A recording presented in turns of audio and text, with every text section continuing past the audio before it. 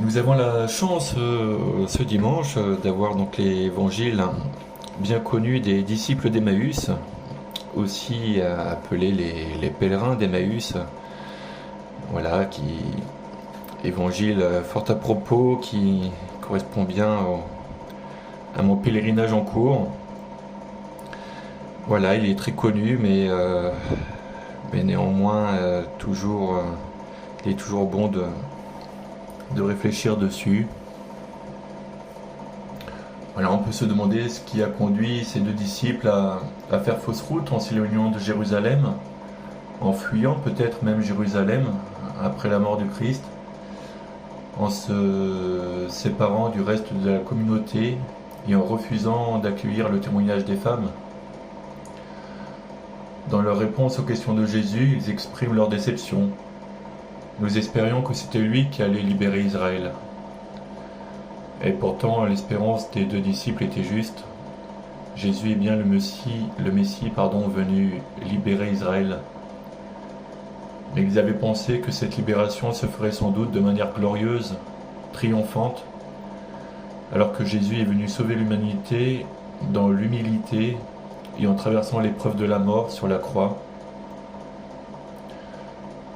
et donc dans l'humiliation également.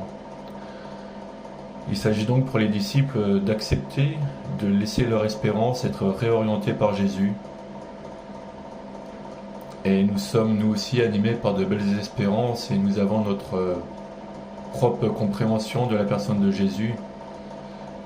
Mais peut-être est-il bon nous aussi d'être prêts à laisser Jésus réorienter notre espérance comme lui le souhaite. Voilà. Il est peut-être aussi bon de souligner que finalement, chaque dimanche, même à chaque messe, est un pèlerinage, comme l'ont fait les disciples d'Emmaüs. En fait, toute la trame de la liturgie découle de ce moment-là. Tout d'abord, la parole, les premiers temps de la messe, avec les différentes lectures, comme Jésus qui rejoint les disciples et qui discute avec eux. Et puis après l'Eucharistie, Jésus qui rompt le pain avec eux, c'est à ce moment-là qu'ils le reconnaissent, ils sont face à Dieu par l'Eucharistie, comme nous-mêmes accueillons en nous le corps du Christ.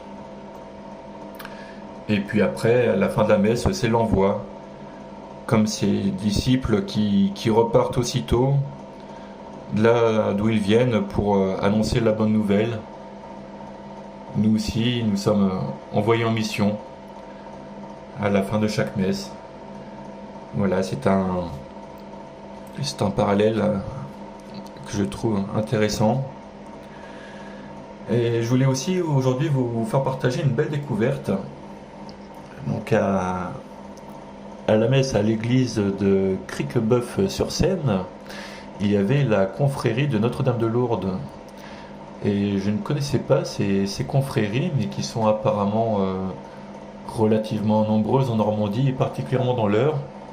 Ce sont des confréries de charité, et on appelle les frères des charitons. Et plus particulièrement orientés pour l'aide aux familles lors des obsèques. Voilà, les familles qui n'auraient pas la capacité d'avoir des obsèques dignes, qui sont aidées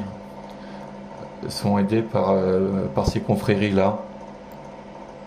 Voilà, je trouve ça très beau. L'aide aux familles qui n'ont pas les moyens d'avoir des enterrements dignes.